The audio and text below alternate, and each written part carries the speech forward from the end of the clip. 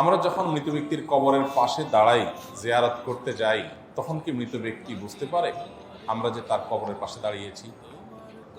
আমরা যখন কোনো মৃত ব্যক্তির কবরের পাশে দাঁড়াই, জিয়ারত করতে যাই, সালাম পেশ করি, তখন তারা সেটা টের পান। তাদের ধ্বংসাবশেষ মাটির সাথে মিশে গেলেও আল্লাহ রাব্বুল আলামিন বারজাখী জীবনে, এটাকে বারজাখী জীবন বলে, মৃত্যু থেকে নিয়ে কিয়ামতের আগ পর্যন্ত যে জীবনটা আছে, এখানে মানুষের শরীর মাটির সাথে মিশে যাক, পানিতে গলে যাক, যেখানে যে অবস্থা থাকুক, সেখানে এক প্রকারের রূহ আল্লাহ তাআলা শুধুমাত্র বিশেষ কিছু জিনিস যেগুলো আল্লাহ তাআলা অনুভব করাতে চান, সেগুলো অনুভব করার ক্ষমতা আল্লাহ তাদেরকে দেন। এর ভিতরে একটা হলো এটা যে কোনো ব্যক্তি তার কবর জিয়ারত করতে গেলে, কে আসলো জিয়ারত করতে, সেটা তিনি টের পান। সালাম যখন দেন তখন সালামের জবাবও তিনি দেন, সেটা আমরা শুনতে পাই না, জাস্ট এটুকু। এটা বহু সালাফদের মত। ইমাম ইবনে আব্দুল বার রাহিমাহুল্লাহ, বরাতি ইবনে কাইয়িম রাহিমাহুল্লাহ, অনেক ইমামগণ এ বিষয়ে অনেকগুলো হাদিস উল্লেখ করেছেন। যদিও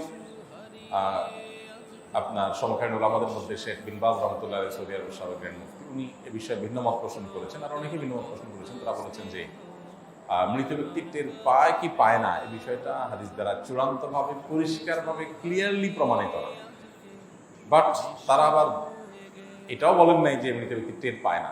তো উভয় মতকে সামনে রেখে আমরা বেশিরভাগ সালাফ বা পূর্বসূরি ওলামাদের এই ক্ষেত্রে যে মতামত পাই, সেটা হলো যে তাদের মতামত হলো হাদিসের আলোকে যে মৃত ব্যক্তি তার পরিচিত অপরিচিত যে কোনো ব্যক্তি কবর জিয়ারত করলে তাকে যখন সালাম পেশ করে, তখন রব্বুল আলামিন তাকে এই সালামটা জবাব দেওয়ার জন্য যে রুহের প্রয়োজন, যতটুকু অনুভূতির প্রয়োজন, সেই মাটি ধ্বংসাবশেষ যেখানে যে অবস্থা আছে, অতটুকু আল্লাহ তাআলা ফেরত দেন এবং তিনি রিপ্লাই করেন। সেটা আমরা শুনতে পাই না, জাস্ট এইটুকু।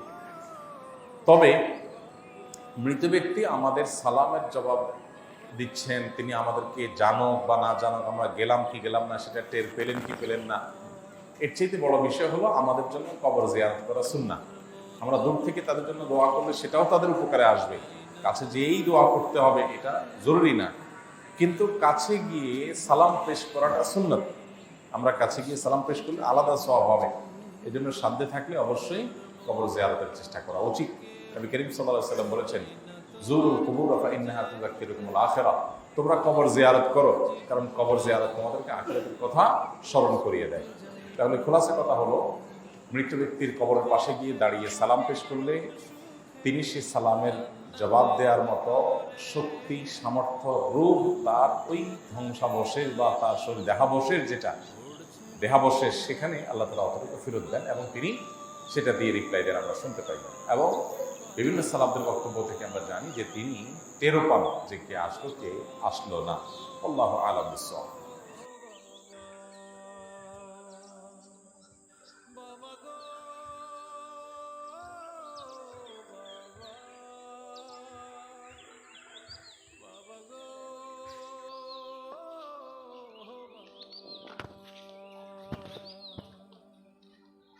বাবা তুমি কেমন আছো, ছোট্ট মাটির ঘরে, তোমার কথা হৃদয় মাঝে পড়ছে বারে বারে।